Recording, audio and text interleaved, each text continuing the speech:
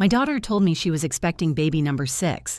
For 3 solid years, I'd been the one raising her 5 kids while she contributed nothing. I was drained, depleted. That's when I walked away. She wouldn't just accept it. She contacted the authorities and claimed I was a thief. My own flesh and blood attempted to destroy me completely. But I held the evidence in my hands, and her downfall was coming quickly. Thanks for being here. Comment below, have you ever felt trapped by family? Where are you from? Note some details are dramatized, but the lessons on boundaries are real and could help you. Now here's how it began. I never imagined that being a grandmother would cost me everything I'd worked for. My savings, my health, and nearly my sanity. The September sun was setting when I pulled into the driveway of our small house on the west side of Columbus, Ohio. My feet ached from a 9-hour shift at Target, and all I wanted was 5 minutes of silence. But silence was a luxury I hadn't known in 3 years. I pushed open the front door to familiar chaos. Toys covered the living room floor. A pile of laundry sat half-folded on the couch. The coffee table was sticky with dried juice, and someone had left a bowl of soggy cereal on the recliner. Standing in the middle of it all was my daughter. Crystal looked up from her phone, one hand resting on her stomach. At 29, she should have been building her own life. Instead, she was still living in mine. In the house my late husband David and I had worked so hard to pay off. "Hey, Mom, I've got news." She smoothed her hand over her belly in a theatrical gesture. "I'm pregnant." The room tilted. I gripped the back of a chair to steady myself. Again, number 6. Her voice carried pride as if she'd just announced a promotion. "Kyle and I are so excited." I turned toward Kyle, sprawled across the sofa with a game controller in his hands. He didn't look up. The blue light from the TV flickered across his face as he mashed buttons, completely absorbed. Certainly more absorbed than he'd ever been in any real responsibility. My stomach churned. For 3 years, I'd been the one waking at 5 a.m. to make breakfast, pack lunches, check homework. 3 years of raising her children while she slept until noon. 3 years of watching Kyle contribute nothing but empty beer bottles. And now there would be a 6th child. "Mom, did you hear me?" I met her eyes. "I heard you." "So, I'm going to need help with medical bills, and we'll need a bigger van." That expectant look. The same one I'd seen 100 times before. Something inside me snapped. Not loudly. Just a quiet, final breaking. "No." Crystal blinked. "What?" "I'm not giving you another cent." The smile vanished. "Excuse me." "I've been supporting you and 5 children for 3 years. I work 60 hours a week and every penny goes into this house. Your house." The words tasted bitter. "I'm 52 years old and I can't even afford to see a doctor because I'm paying for your choices." "My choices? These are your grandchildren. And they're your children. When are you going to take care of them yourself?" Kyle finally looked up, smirking. "Whoa, Grandma's got some fire today." Crystal took a step toward me, something dangerous flickering across her face. "This is my house now, Mom. Don't forget that." The words hit like a slap. My house. The house David had died to provide. He'd been 48 when the workplace accident happened, leaving me a widow. We just made the final mortgage payment 2 months before. He'd been so proud. And now Crystal stood here telling me it belonged to her. "If you're not going to help, then maybe you should leave." The threat hung in the air. After everything I'd sacrificed, she was willing to throw me out. I looked at my daughter, really looked at her, and realized I didn't recognize the person standing there. The little girl who used to crawl into my lap when scared was gone. In her place stood a stranger who saw me as nothing more than a wallet and a babysitter. "Noted," I said quietly. I turned and walked toward my bedroom, legs trembling. Behind me, Kyle chuckled, and Crystal muttered something under her breath. That moment was the beginning of the end. The alarm shattered what little sleep I'd managed. This had been my routine for 3 years. 60-hour weeks at Target, then a second shift at home that never ended. 5 a.m. on a Saturday. The house was dark and silent except for Kyle's snoring through the closed bedroom door. I shuffled to the kitchen and flipped on the stove light. 5 lunch boxes waited on the counter. Peanut butter and jelly for Jacob. Turkey sandwich for Zoe, no tomatoes. Crackers for Grace. Apple slices for Wyatt's daycare. Kyle's empty beer bottles formed a pyramid on the counter. Again. I swept them into the trash, the glass clinking in the quiet. A small figure appeared in the doorway. Logan, my 16-year-old grandson, walked over without a word and started gathering backpacks, checking each one for homework folders. "Thanks, sweetheart," I whispered. He just nodded. In this house full of chaos, Logan was the one steady thing I could count on. From the living room, I heard crying. Wyatt stood in his crib, tears streaming down his face. No one had heard him, or maybe they had and didn't care. "Hey, buddy, it's okay." I picked him up and carried him to the kitchen, settling him on my hip while I scrambled eggs with my free hand. This was every morning. By 6:30, the older kids stumbled in. Jacob sat at the table, half asleep, and I helped him finish the math worksheet he'd forgotten. Grace appeared next, hair tangled. I worked through the knots with a brush while she ate cereal. Zoe was last. She slid into her chair without a word, eyes distant and hollow. 13 years old and already carrying the weight of this broken home. I glanced down the hallway. The master bedroom door remained shut. Crystal and Kyle would sleep until 10, maybe 11. They always did. While I woke before dawn to care for their children. "They sleep while I raise their kids," I muttered. Logan looked up. Our eyes met. He understood. He saw everything. My phone buzzed, an email from my insurance company, overdue for my annual checkup. I deleted it. There was no time for doctors, barely time to breathe. I loaded everyone into the car and dropped the older kids at the bus stop, then took Wyatt and Grace to daycare. By the time I pulled into the Target parking lot, my shoulders felt like they were carrying concrete blocks. The morning sun was already heating up the pavement. Another long shift ahead. Another day of pretending everything was fine while my body screamed for rest. Little did I know that within hours I'd discovered just how deep Crystal's selfishness actually ran. During my lunch break in the Target employee room, my phone lit up with a notification that made my blood run cold. Final notice, electric service disconnection. 72 hours. I stared at the screen. 3 months overdue. But I'd given Crystal $850 last week specifically for this bill. My hands shook as I dialed her number. "Hello." She sounded groggy, like I'd woken her. At noon. "Crystal, I just got a shut-off notice. 3 months past due. What happened to the money?" Silence, then a sigh.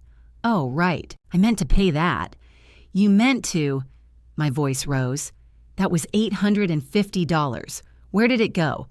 "Mom, relax. I needed new clothes. I'm pregnant, remember? Nothing fits." The room spun. I pressed my palm against the cold table. "You spent utility money on clothes. Maternity clothes aren't cheap, and I needed them. No apology, no remorse, just entitlement. They're shutting off power in 3 days. There are 5 children in that house. So pay it again. You've got savings, don't you?"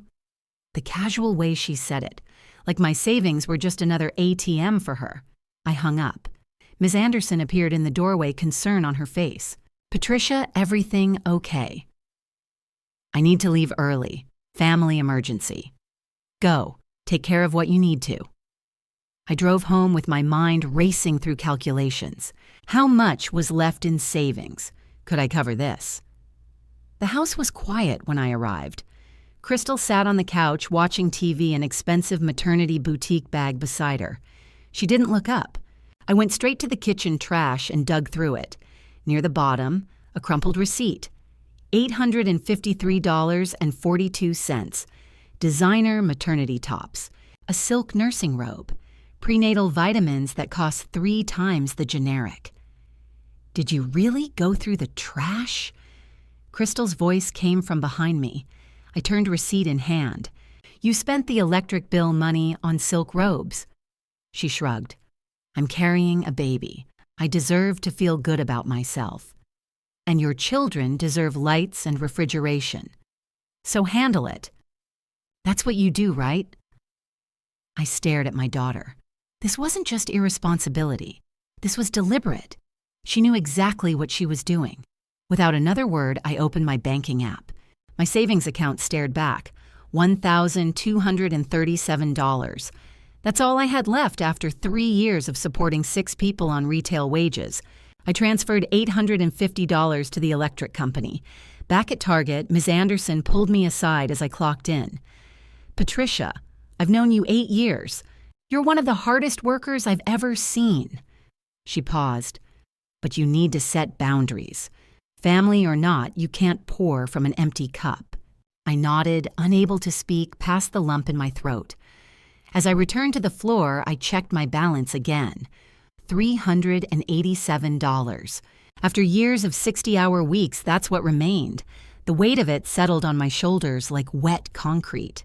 How many more times would I have to sacrifice my future for Crystal's choices? The answer came on Monday in a way I never expected. Monday afternoon, my phone rang as I restocked kitchen towels. Lincoln Middle School flashed on the screen. "Ms. Patricia, this is Principal Patterson. I need you to come in. It's about Zoe." My stomach dropped. What happened?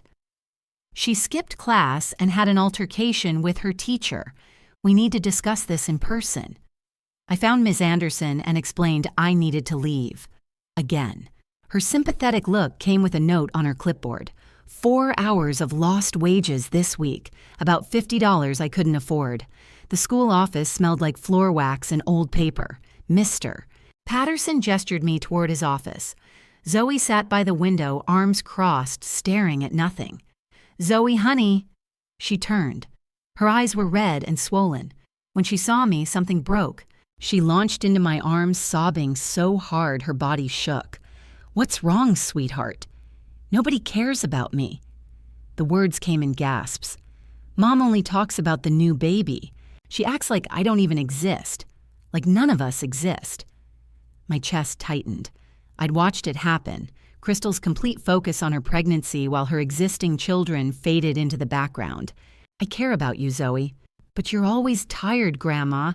You work all the time, and when you're home, you're cooking or cleaning or helping the little ones.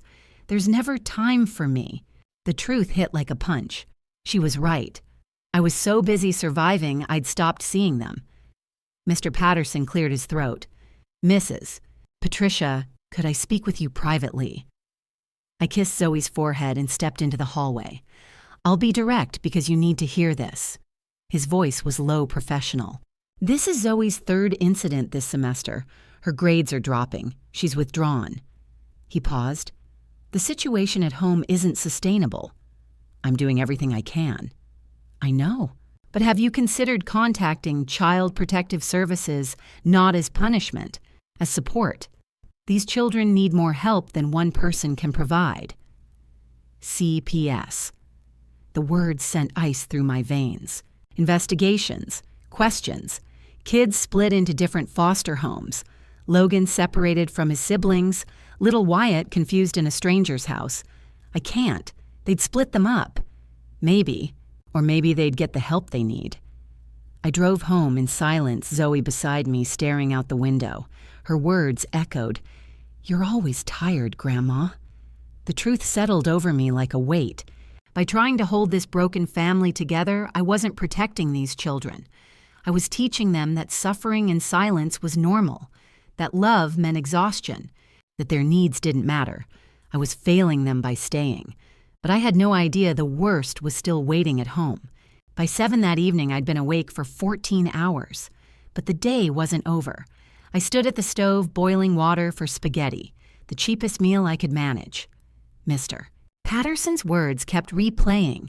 These children need more help than one person can provide. The kids shuffled to the table. Jacob rubbed his eyes. Grace climbed into her booster seat. Zoe sat without looking at anyone. Logan helped Wyatt, then took his seat. Crystal emerged wearing the new silk robe, settling into her chair with a dramatic sigh. Kyle dropped into his seat, last immediately picking up his fork. I set down the plates. Plain spaghetti with jarred sauce. Nothing fancy, but it was hot and it was food. Kyle took one bite, then pushed his plate away like I'd served garbage. "Where's the meat?" I paused. "Excuse me. Why isn't there any meat? I'm craving steak tonight." The audacity stole my breath.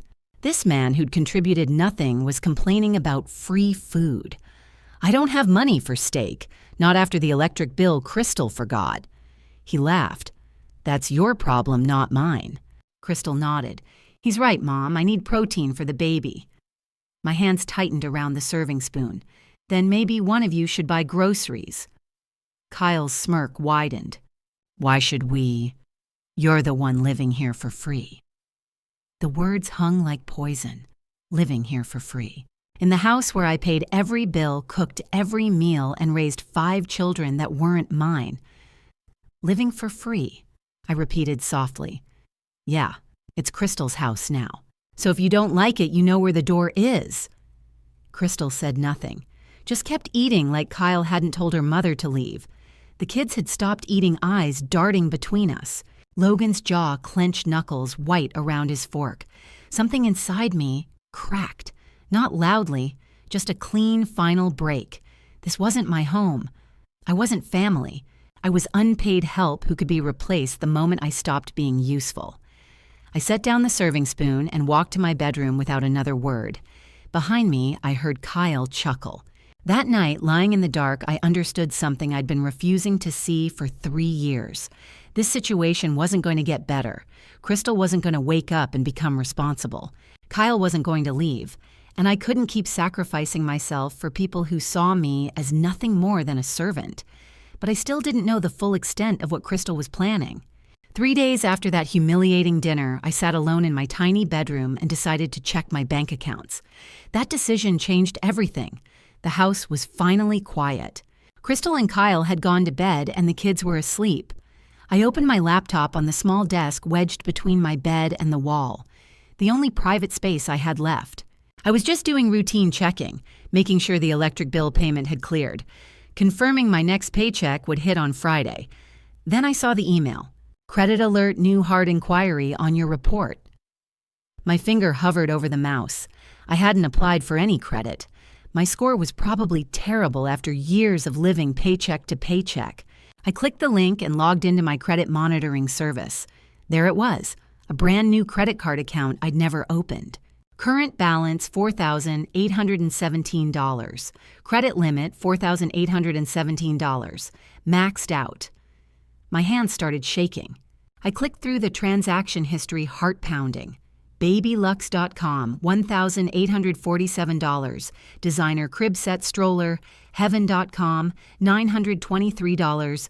Premium travel system nursery elite. Calm, $1,340. Glider chair. Babylux.com, $687. Organic bedding. Every single purchase was baby furniture, high-end expensive baby furniture. I grabbed my phone with trembling hands and dialed the one person I could trust. Patricia. Carol's voice was alert despite the late hour. What's wrong? Someone opened a credit card in my name. The words came out strangled. Crystal. It had to be Crystal. Tell me everything. I walked her through it. The hard inquiry, the maxed out card, the baby furniture purchases that coincided with Crystal's pregnancy announcement. Carol was silent for a moment. When she spoke, her voice had shifted to professional paralegal mode. Patricia, that's identity theft, a federal crime. If Crystal used your information to open credit in your name, she's committed fraud. I know, but first thing tomorrow you call the fraud department, dispute every charge. Freeze your credit immediately so she can't open anything else. Carol, she's my daughter. If I report her, you're not reporting her to police. Not yet. You're protecting yourself from financial destruction. Carol's voice softened. But you could press charges. She could go to jail for this. My stomach twisted. The kids. If she's arrested, what happens to them? I understand. But if she's willing to steal your identity once, she'll do it again, and next time might be worse. Carol paused. You need an exit plan, Patricia. I'm serious. Start thinking about it. An exit plan. The words felt impossible. Where would I go? How would I survive? And what about the children? Just freeze your credit tonight, Carol said gently. We'll figure out the rest later. But promise me you'll start thinking about options. Okay, I whispered. After we hung up, I followed Carol's instructions, called the fraud department's 24-hour line, disputed the charges, froze my credit with all 3 bureaus. Then I sat in the darkness staring at the closed door. Somewhere beyond that door, my daughter was sleeping peacefully, sleeping without a care while she'd just committed a federal crime against her own mother. The little girl I'd rocked to sleep, the child I'd sacrificed everything for. She'd stolen my identity like I was a stranger. I didn't recognize her anymore. The terrifying part was realizing I didn't know what else she was capable of. Within 1 week, I'd find out exactly how far she was willing to go. 1 week after Crystal's announcement, I rushed home from Target to intercept the mail carrier. I'd been waiting for this envelope for 2 months. My hands trembled as I sorted through the stack of bills and junk mail. Then I saw it. A thick cream envelope with the logo I'd been dreaming about. Apex Solutions, Denver, Colorado. I stood there on the driveway, my Target vest still on, and carefully tore open the seal. Dear Ms. Patricia, we are pleased to offer you the position of Human Resources Coordinator at our Denver office. My eyes scanned down to the salary line. $65,000 annually. I had to read it twice. $65,000. That was more than double my current salary at Target. More than I'd made in my entire adult life. Benefits included. Relocation assistance provided. Start date flexible. For the first time in 3 years, I felt something unfamiliar bloom in my chest. Hope. Actual real hope that I could escape this situation. That I could build a life of my own again. I smiled. I couldn't help it. That smile was my first mistake. Mom. Crystal's voice came from the front door. She must have heard my car pull up. What are you doing out here? Why are you smiling? I looked up, still holding the letter, that stupid smile still on my face. Her eyes narrowed. What's that? It's nothing, just... She was across the driveway in 3 strides, snatching the letter from my hands before I could react. I watched her face as she read. Confusion, then understanding. Then something darker that made my stomach drop. Human Resources Coordinator. She looked up at me, her voice sharp. Denver. You applied for a job in Denver. Crystal, I can explain. When were you going to tell me? Her voice was rising. Were you just going to leave, just abandon us? I would send money back. I could help you more with a better salary. She ripped the letter in half. The sound seemed to echo across the quiet neighborhood. I stared at the 2 pieces of paper in her hands, unable to process what had just happened. You think you're going somewhere. Crystal's face had gone red. I need you here. Who's going to watch the kids? Who's going to pay the bills? You're an adult, Crystal. You need to figure that out yourself. I'm pregnant, she screamed. I can't do this alone. Kyle appeared in the doorway, that familiar smirk on his face. He leaned against the doorframe like he was watching a comedy show. Come on, old lady, he drawled. You really think you'd survive out there on your own? You'd come crawling back within a week. Guaranteed. Crystal stepped closer, the torn letter pieces clutched in her fist. Her voice dropped low, dangerous. Let me make this very clear, Mom. You're going to quit Target. You're going to drop those stupid online classes you've been taking, and you're going to stay home where you're actually useful. She dropped the letter pieces at my feet. That's your only option. I looked down at my future literally in tatters on the driveway. All those months of secretly taking online business courses. The resume I'd carefully crafted. The interview I'd driven 3 hours to Denver for using a sick day I couldn't afford. Gone. When I looked up, I caught movement at the upstairs window. Logan. My 16-year-old grandson stood there watching everything. His hand was pressed against the glass, his face tight with an emotion I couldn't quite read. Something shifted in that moment. Crystal thought she'd crushed my last hope. She thought she'd put me back in my place. She had no idea what she'd actually done. She'd shown me exactly who she was. And more importantly, she'd shown me that I'd never be free unless I took it by force. Crystal thought she'd extinguished my last spark of hope. What she'd actually done was light a fire that would burn down everything she'd built on my back. 2 days after Crystal destroyed my future, Carol called. Her voice shook. Patricia, drop everything. Meet me at Riverside Cafe right now. I'd known Carol for 30 years. She'd weathered divorces, deaths, and bar exams without flinching. She never panicked. Never. I grabbed my keys. The cafe sat near the edge of Columbus, a 24-hour diner where truckers and third-shift nurses nursed coffee at 3 in the morning. I found Carol in the back corner booth hunched over a stack of papers. Her face was pale. "What's going on?" I slid into the seat across from her. Carol didn't look up. She pushed a thick folder toward me. "Patricia, I need you to stay calm while you read this." My hands trembled as I opened it. The first page was a photocopy. Bold letters across the top read, "Petition for conservatorship and guardianship." I scanned the text. Patricia Ann Morrison, age 52, exhibits signs of early onset memory loss and confusion.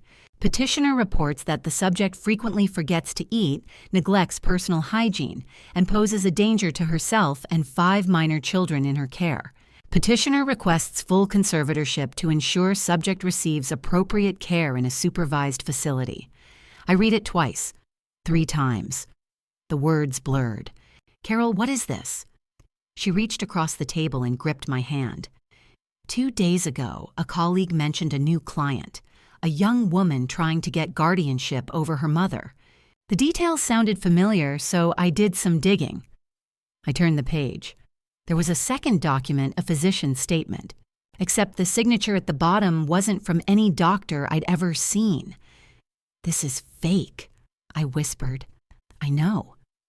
The third page listed my assets. The house on West Side valued at $280,000. Dave's life insurance payout long spent on groceries and electric bills. My target retirement account worth maybe $5,000. And then I saw the petitioner's name. Crystal Ann Morrison. The room tilted.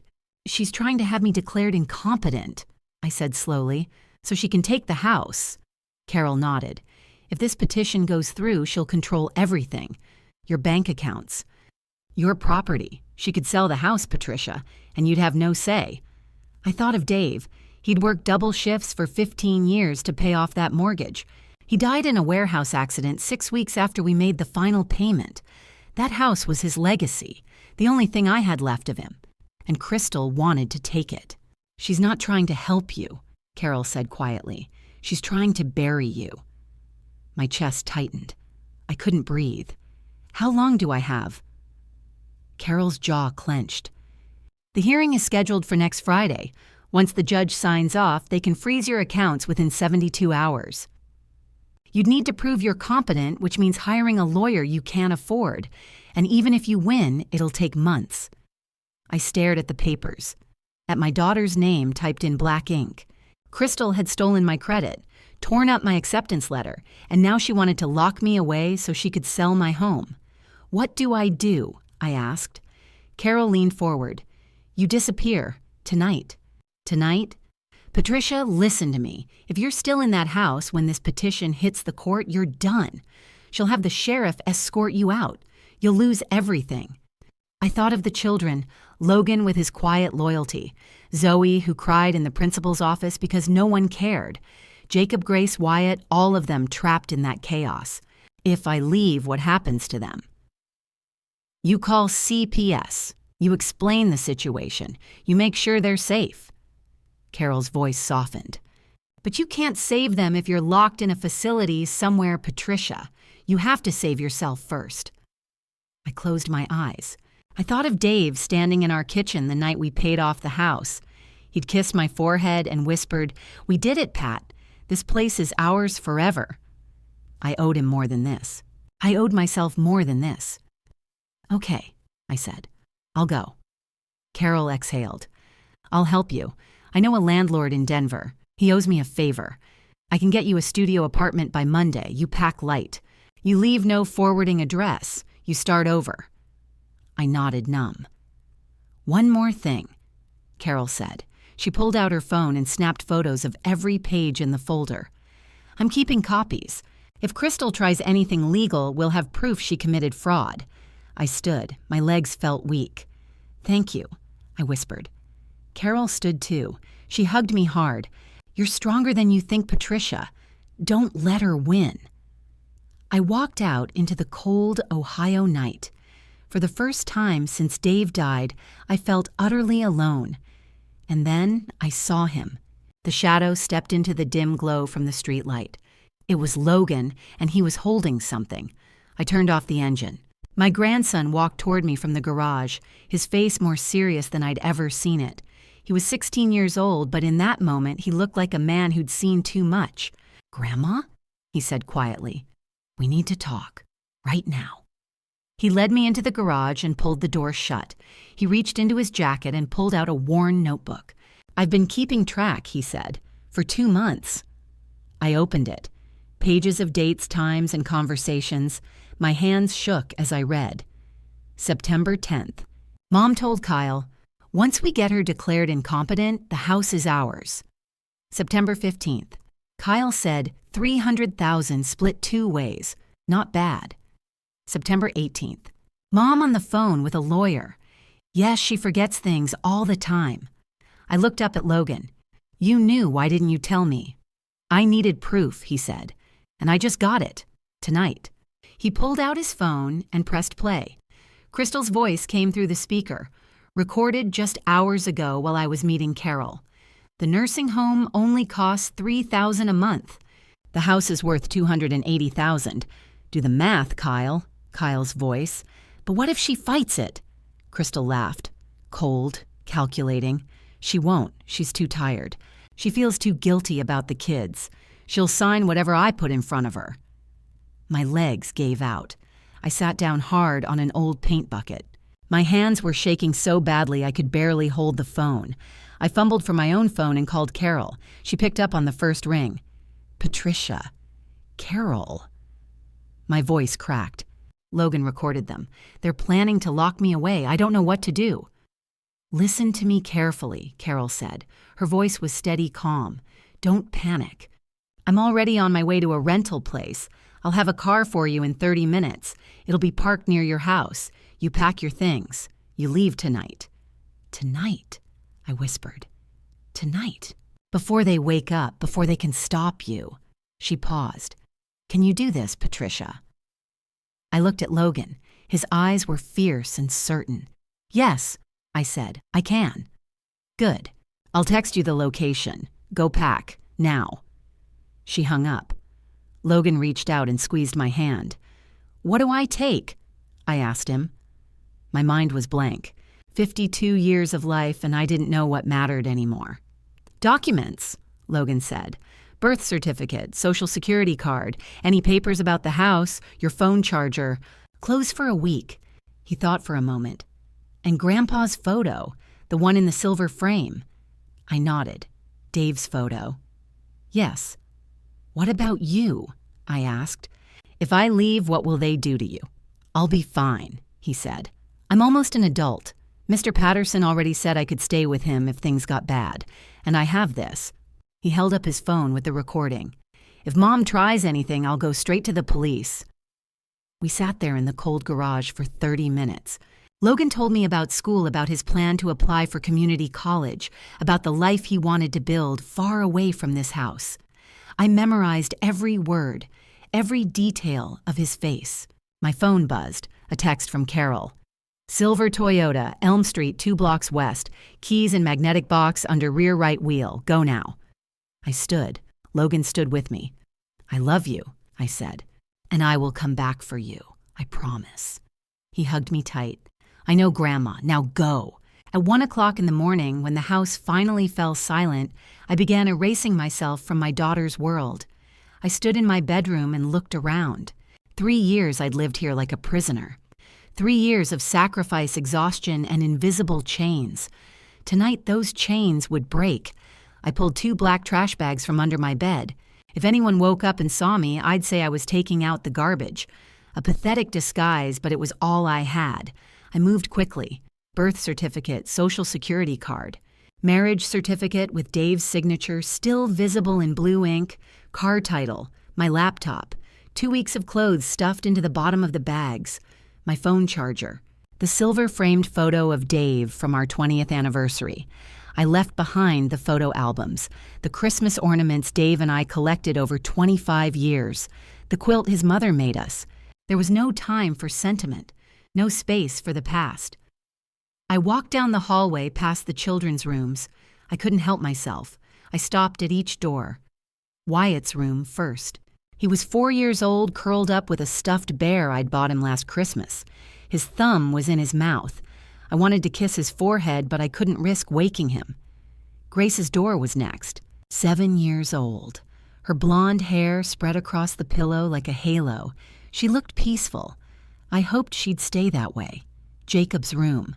10 years old, lying on his stomach with one arm hanging off the bed. He'd asked me last week if I'd come to his school concert. I'd said yes. Now I'd break that promise. Zoe's room broke me. 13 years old. She was curled in a tight ball, her face turned toward the wall. I could see the dried trail of tears on her cheek. She'd been crying before she fell asleep. Again. I wanted to scoop her up. I wanted to take all 5 of them with me, but I couldn't. Not tonight. Not yet. I turned away before the tears could come. I passed Crystal in Kyle's bedroom. The door was half open. I could hear Kyle snoring loud and careless. Crystal's breathing was shallow and even. They had no idea I was about to disappear. Good. Logan was waiting in the garage. He took one of the trash bags from my hands without a word. We loaded everything into the silver Toyota. Carol had even left a full tank of gas. Logan hugged me one last time. I held him as tight as I dared.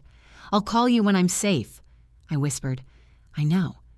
And Logan, if anything happens, you call Carol or Mr. Patterson. Don't try to handle it alone." He nodded against my shoulder. "I won't. I promise." I pulled back. I memorized his face. 16 years old, brave beyond measure. "Go, Grandma," he said softly. "Before they wake up." I got into the car. Logan opened the garage door manually, slow and silent. I shifted the car into neutral and let it roll backward down the driveway. The slight incline carried me into the street. Only when I was a full block away did I turn the key and start the engine. I looked in the rearview mirror. The house sat dark and still. Dave had built that house with his own hands. We'd raised Crystal there. She'd taken her first steps in that living room. I'd bandaged her scraped knees in that kitchen. Now it was a prison I'd escaped.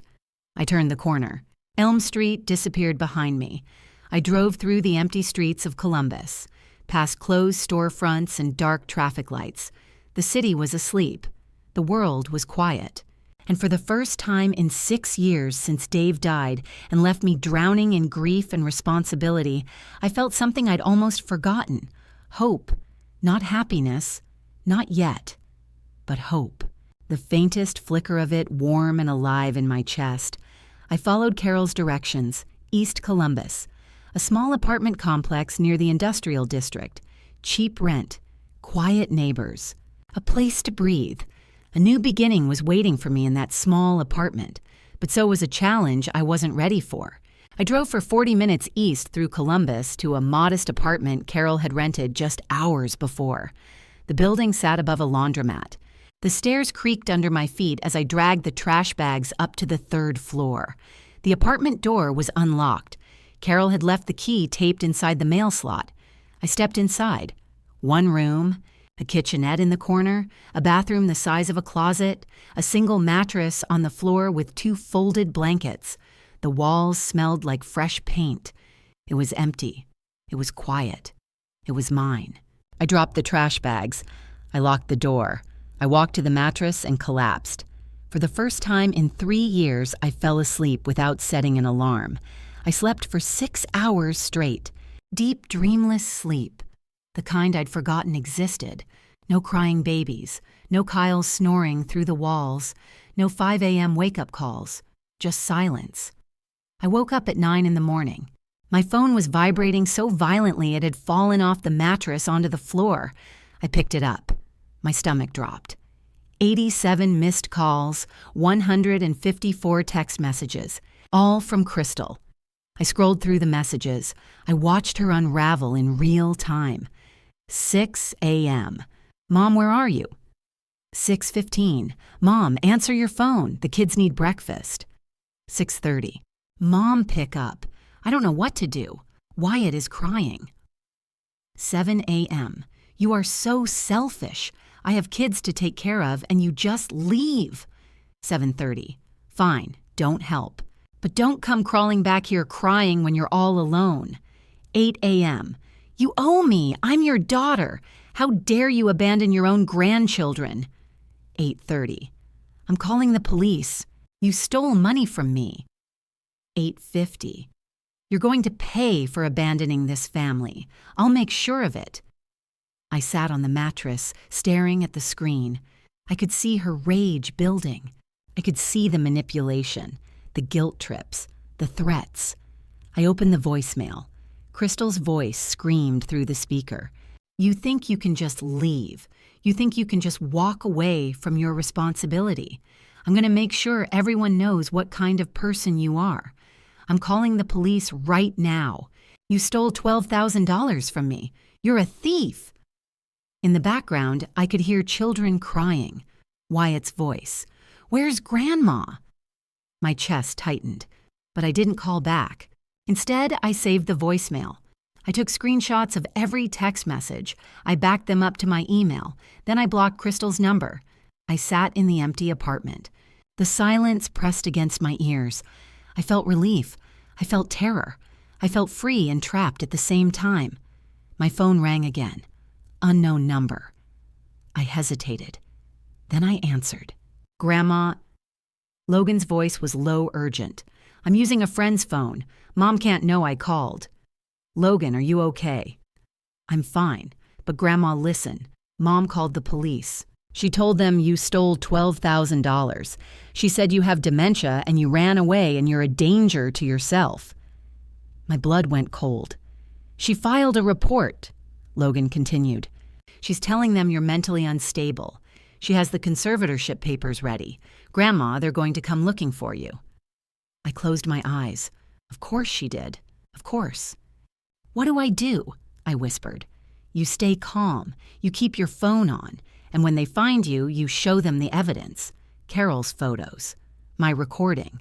The credit card statements. Everything. Will that be enough? It has to be. His voice cracked. Grandma, I have to go. She's coming back. Be ready. The line went dead. I stood up. I looked around the empty apartment. My heart was pounding. Logan's warning echoed in my head. They're coming looking for you. Crystal had really done it. She'd called the police. She'd lied. She'd weaponized the system against me. But this time I wasn't alone, and I had proof. 36 hours after I started my new life, red and blue lights painted the walls of my apartment. The knock on the door was sharp and loud. I looked through the peephole. 2 police officers stood in the hallway. Behind them, I saw Crystal. I took a breath. I opened the door. I raised my hands where they could see them. Patricia Morrison. The officer's badge read Johnson. We received a report that you stole $12,000 in jewelry. You have the right to remain silent. Crystal pushed forward from behind him. Her eyes were red and puffy. Her voice shook. Arrest her. She abandoned my children and stole my savings. She has dementia. She doesn't know what she's doing. I kept my voice steady. Officer, you're welcome to search the apartment. I have nothing to hide. Officer Johnson and his partner stepped inside. They looked around. 1 room, a mattress on the floor, 2 trash bags of clothes, a laptop on the windowsill, nearly empty. Officer Johnson frowned. Ma'am, where exactly is the $12,000? Crystal's voice rose. She must have hidden it or spent it already. Officer Johnson turned to her. Hidden it, we're in this studio with no furniture. His partner checked the bathroom and came back shaking his head. Nothing. Ma'am, Officer Johnson said to Crystal, do you have any evidence, bank statements, receipts? Crystal stammered. She took cash from my dresser and jewelry. Can you prove you own this jewelry? It was a gift from my boyfriend. Officer Johnson's expression shifted, skeptical. Then footsteps pounded up the stairs. Fast, urgent. Logan appeared in the doorway, breathing hard, sweat dripping down his face. "Officer," he gasped. "My mom is lying. I have proof." Crystal went pale. "Logan, what are you doing here?" Logan pulled out his phone. "Last night I recorded this." He pressed play. The video showed Crystal in her bedroom holding a jewelry box. She was smiling. "This'll frame her perfectly," she said. She shoved the box under her bed and giggled. Officer Johnson's jaw tightened. He looked at Crystal. "Is that your voice, ma'am?" Crystal opened her mouth. No sound came out. Logan played the audio recording. Crystal and Kyle's voices filled the hallway. The nursing home only costs $3,000 a month. The house is worth $280,000. Officer Johnson listened to the entire thing. When it finished, his expression had completely changed. Logan pulled out folded papers. "This is a copy of the conservatorship petition my mom filed. She's trying to have my grandma declared incompetent so she can take her house. It's all fake." Officer Johnson took the papers and read. Then he looked at Crystal. His voice was ice. "Ma'am, filing a false police report is a criminal offense. So is fraud." Crystal's mask shattered. She lunged at Logan, grabbing his shirt. "You little traitor! I'm your mother!" Officer Johnson stepped between them. "Ma'am, step back, now!" His partner moved closer, hand near his belt. "A warning." Officer Johnson turned to me. His voice softened. "Mrs. Morrison, you're not under arrest, but I will be filing a mandatory report with Child Protective Services based on what I've heard here." Crystal's voice turned shrill. "You can't do that. Those are my children. Ma'am, I need you to come down to the station and answer some questions." "I'm not going anywhere." Officer Johnson's tone hardened. "You can come voluntarily, or I can arrest you for filing a false report. Your choice." Crystal looked at me, her face twisted with rage. "You'll regret this. Those kids need you, and you just abandoned them." I looked at my daughter. I felt no guilt, no shame, only clarity. "They needed a safe home," I said quietly, "and you couldn't give them that." The officers escorted Crystal down the stairs. Her voice echoed in the stairwell, screaming threats. Logan and I stood in the doorway. He'd saved me. But the real battle, the one that would decide the fate of 5 innocent children, was only beginning. The police lights faded, but my story wasn't over. If you want to know what happened next, comment 1 below.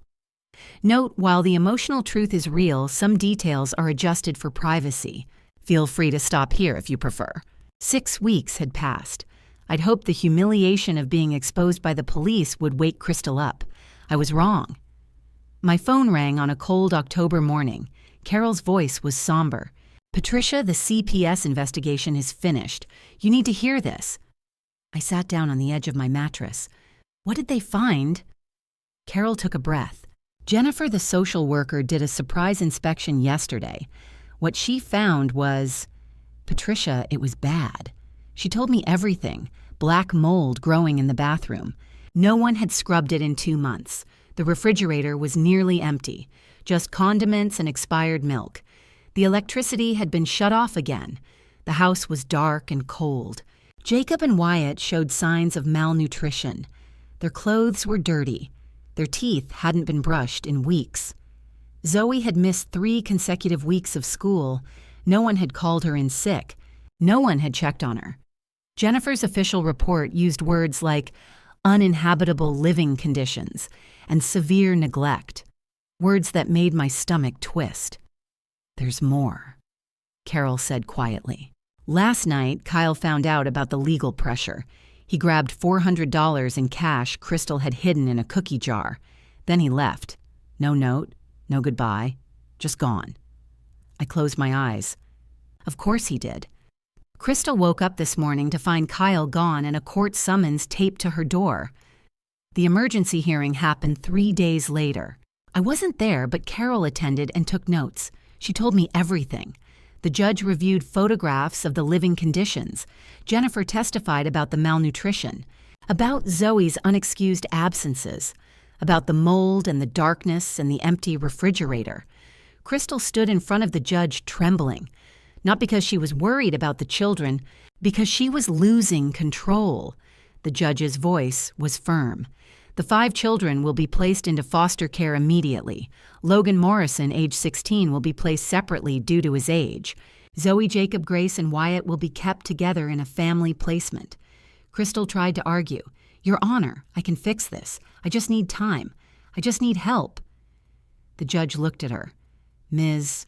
Morrison, you had 3 years of help.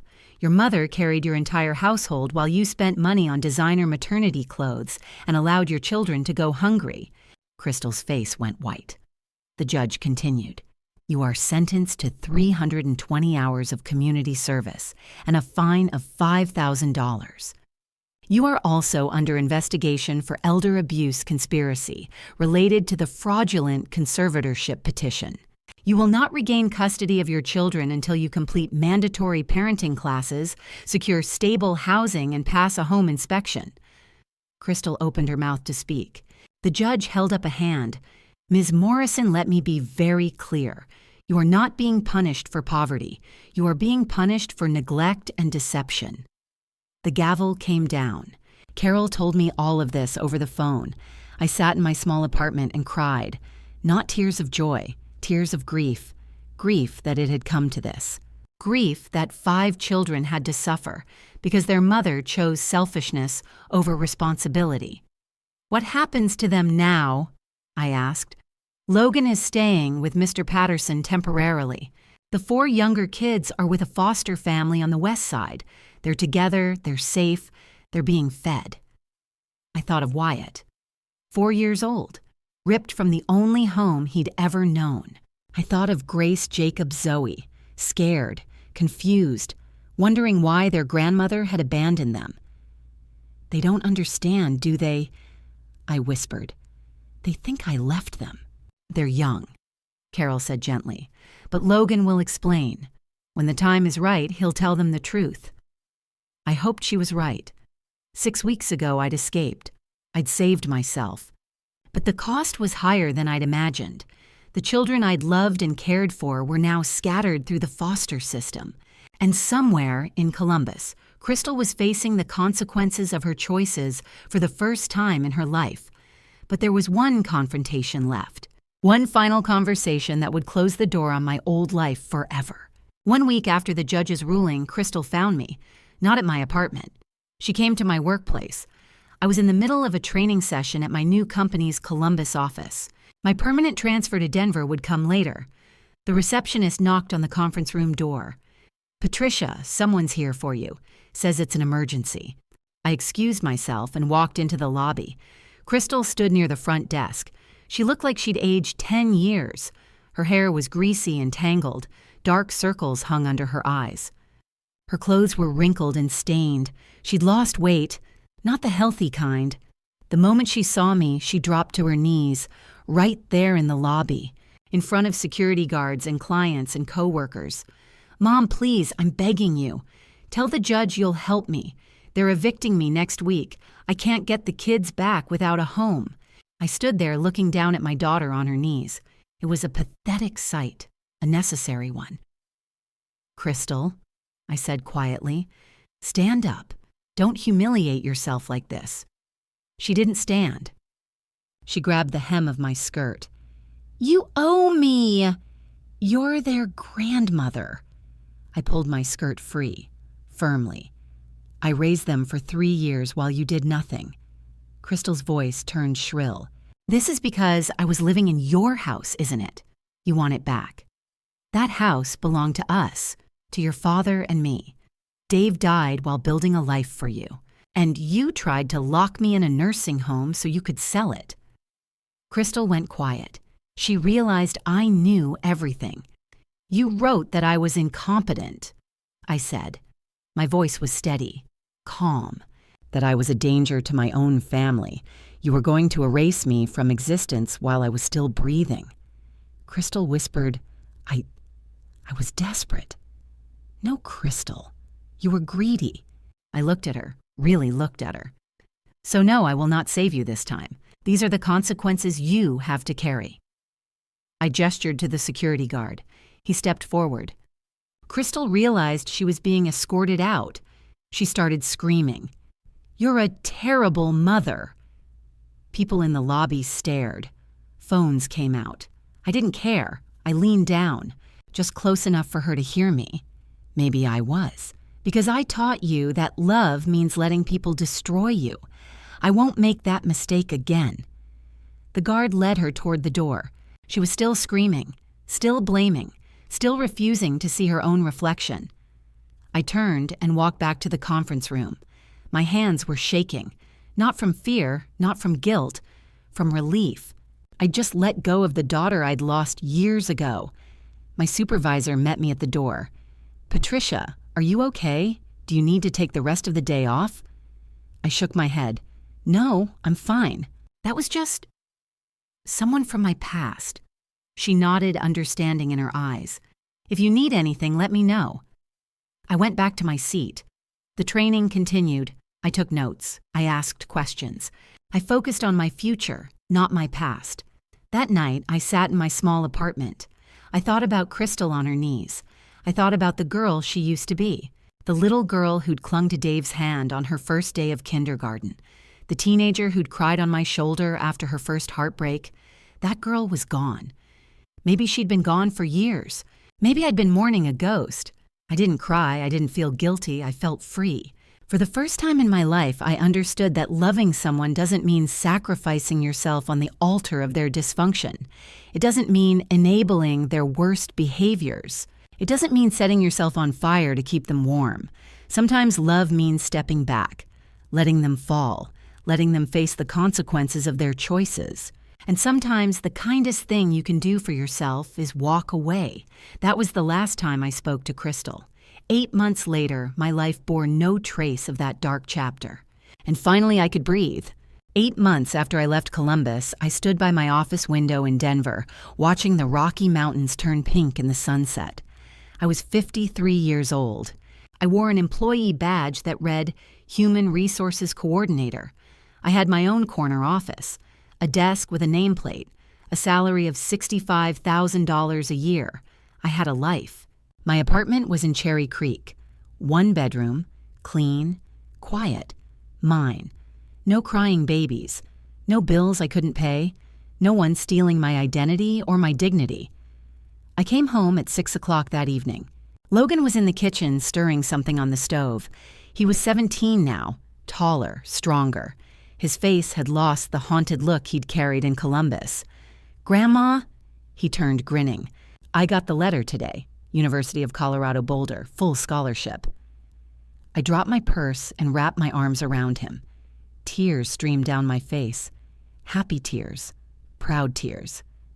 This was my greatest success. It had taken 4 months of legal paperwork, but I'd been granted full legal guardianship of Logan. He lived with me now. He thrived. His GPA was 3.9. He'd joined the debate team. He had friends. He smiled again. And now, he had a future. "I'm so proud of you," I whispered. He hugged me back. "I couldn't have done it without you, Grandma." I'd also set up an educational trust fund, $50,000 divided equally between Zoe, Jacob, Grace, and Wyatt. The fund was locked. It could only be accessed when each child turned 18 and only for tuition, books, and education expenses. Crystal couldn't touch it. I'd made sure of that. I didn't know if the younger kids would ever use it. I didn't know if they'd remember me. But if they wanted to go to college someday, the money would be there. My phone buzzed. An email from Carol. An update about Crystal. I sat down on the couch and read it. Crystal was working as a night shift parking lot attendant, $12 an hour. She lived in a studio apartment alone. Kyle never came back. She'd aged visibly. Gray hair. Deep lines around her eyes. She looked 60, not 30. She still hadn't completed the mandatory parenting classes. I read the email twice. I waited for the surge of emotion, anger, satisfaction, grief. Nothing came. Just peace. Logan sat down next to me. "Is that about Mom?" "Yeah." "Do you ever regret leaving?" I looked at the photo on the shelf. Dave and me on our wedding day. Young, hopeful, in love. "I only regret not leaving sooner," I said. "I lost so many years, Logan. Years I spent trying to hold together a family that didn't want to be held. Years I spent sacrificing myself for people who didn't value the sacrifice." Logan nodded. He understood. "But I found myself again," I continued. "And I found you." He smiled. "We found each other, Grandma." We ate dinner together that night, just the two of us. Pasta with garlic bread. Simple, warm, peaceful. I looked around the apartment, at the clean counters, at the bills I could pay, at the boy across from me laughing at something on his phone, at the life I'd built from nothing. Family, I realized, doesn't have to be the people who share your blood. Family is the people who save you when you're drowning, the people who show up, the people who stay, and sometimes you have to save yourself first before you can save anyone else. Logan looked up from his phone. "What are you thinking about?" I smiled. "Just how far we've come." He raised his glass of water. "To new beginnings." I clinked my glass against his. "To new beginnings." Outside, the Denver sky turned from pink to purple to deep blue. The city lights sparkled below. Somewhere out there, Crystal was working her night shift. Somewhere out there, 4 children were growing up without me. But here in this small apartment, I had peace. I had Logan. I had myself. And that was enough. Looking back now, people often ask me, how could a daughter do that to her own mother? But I think the better question is, why did I let it happen for so long? I sat on the balcony of my Denver apartment. Logan was inside studying for finals. The city lights twinkled below. The air was cool and clean. I thought about the woman I used to be. The woman who worked 60-hour weeks and came home to 5 crying children. The woman who gave and gave until there was nothing left. Why did I stay so long, guilt? That was the weapon Crystal wielded best. Guilt about being a single mother after Dave died. Guilt about not being enough. Guilt that made me believe I owed her everything. I was afraid. Afraid the kids would suffer if I left. Afraid Crystal would tell everyone I was a bad mother. Afraid of being alone. And I believed a lie. A lie so many of us are taught. Family means sacrificing everything. A good mother, a good grandmother never says no. But staying didn't help anyone. It enabled Crystal. It taught her that manipulation worked, that she could take and take without consequences. And the children, I wasn't helping them either. I was teaching them that love looks like exhaustion. That family means one person carrying everyone else. That boundaries are selfish. I learned something in those 8 months of freedom. Love without boundaries isn't love. It's self-destruction. You can't pour from an empty cup. You can't save people who don't want to be saved. And protecting yourself isn't selfish. It's survival. Sometimes the most loving thing you can do is walk away. Logan was thriving now, in a home with structure, with respect, with someone who had the energy to actually parent him. If I'd stayed, he would have learned the same toxic patterns. He would have become another caretaker in a broken system.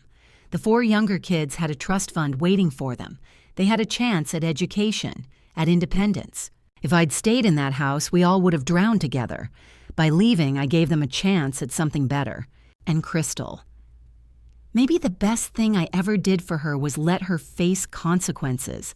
She was learning for the first time in her life what it meant to survive on her own, to work, to struggle, to grow. Maybe one day she'd understand. Maybe she'd get help. Maybe she'd change. But I couldn't wait for that day anymore. I thought about Dave. I whispered to the night sky. I kept my promise to you, Dave. I protected what you built. Not the house, not the walls and roof. I protected myself, the woman he'd loved, the woman he'd married. The woman who'd gotten lost somewhere in the grief and guilt and exhaustion. Dave wouldn't have wanted me to sacrifice myself. He would have been proud that I finally chose me. I didn't abandon my family. I abandoned a system that was destroying me. And in doing so, I actually saved the people who mattered most. Logan, the younger kids through the trust fund, and myself. If you're in a similar situation right now, trapped by guilt, manipulated by family, sacrificing your life for people who don't appreciate you, I want you to know something important. You are not responsible for fixing people who don't want to be fixed, and choosing to save yourself is not selfish, it's necessary. If you're listening to my story right now, I want you to hear this clearly. Shared blood does not excuse abuse. Real family is built on mutual respect, not manipulation. Guilt is a weapon. Don't let it control you. You can love someone from a distance while still protecting yourself. Setting boundaries doesn't make you the villain. Your life has value. Don't let anyone steal it. And it is never, ever too late to choose yourself. I remember the first morning I woke up in that Denver apartment without an alarm. I slept until 8 o'clock. The sun was streaming through the window. No one was crying. No one needed me. I sat up and cried, not from sadness, from relief. I remember Logan's high school graduation 3 months ago, watching him walk across that stage in his cap and gown, watching him smile, knowing he was safe, knowing he had a future. That was my victory. I remember sitting in my apartment last week drinking coffee in complete silence, looking out at the mountains, feeling peace, pure, simple peace. I lost my daughter, but I found myself, and I realized I was worth saving. 3 years were stolen from me, but I have decades ahead to live freely. If my story touched your heart, I want to hear from you. If you've ever felt invisible in your own life, if you're carrying guilt that isn't yours, if you're being manipulated by people who should love you, leave a comment below. Have you ever had to choose between family and yourself? What would you do in my situation? Was I right to walk away from Crystal? Should I have given her one more chance? Should I have tried harder with my grandchildren? These conversations matter. Your story matters. Subscribe for more stories about courage, boundaries, and resilience. Stories about people who chose themselves and survived. Because here's what I know now. You cannot set yourself on fire to keep someone else warm. Your peace matters. Your future matters. Your happiness matters. And it is never too late. The best revenge isn't hurting the people who hurt you. It's living so well without them that their chaos can't touch you anymore. It's building a life so full of peace that their drama becomes background noise you don't even hear. Crystal is still in Columbus, still struggling, still angry. And I feel nothing but hope that one day she'll find her own peace. But I'm not waiting for that day. I'm living mine. Thank you for walking this difficult journey with me. I hope my story gives someone out there the courage to take that first step toward freedom. Because you deserve to live, not just survive. You deserve to breathe. You deserve to be free. Looking back at my journey through this family drama story, I see a grandmother who waited too long to save herself. Don't be like me. Don't sacrifice years of your life hoping toxic people will change. Here are the lessons I learned the hard way. First, God gives us wisdom to recognize danger even when it comes from family. Trust that wisdom. Second, the Lord doesn't ask you to set yourself on fire for others. He asks you to love with boundaries. Third, sometimes God's greatest blessing is the courage to walk away and start over. This grandma story taught me that real family respects you. If they don't, blood means nothing. In family drama stories like mine, the villain isn't always obvious. Sometimes it's the person you're trying hardest to save. I spent 3 years carrying guilt that wasn't mine. 3 years believing that good grandmothers sacrifice everything. But God didn't create me to be a doormat. He created me to have dignity, peace, and purpose. Don't wait until you're 53 to choose yourself. Don't let manipulation disguise itself as love. Don't teach your grandchildren that silence is love. These grandma stories we hear about toxic families, they're warnings. Learn from them before you live them. Every grandma story like this ends the same way someone finally chooses themselves. My biggest regret isn't leaving Crystal. It's not leaving sooner. God opened doors for me, and I almost ignored them because of guilt. So if you're in a similar situation right now, pray for clarity. Ask the Lord for strength, and when He shows you the exit, take it. Your life matters. Your peace matters. You matter. I appreciate you staying with me through this entire family drama story. If this resonated with you or taught you something valuable, drop a comment below sharing your thoughts. Don't forget to subscribe so you can hear more real grandma stories about resilience, boundaries, and second chances. And please share this with someone who needs to hear it today. Your support means everything and helps these important messages reach people who need them most.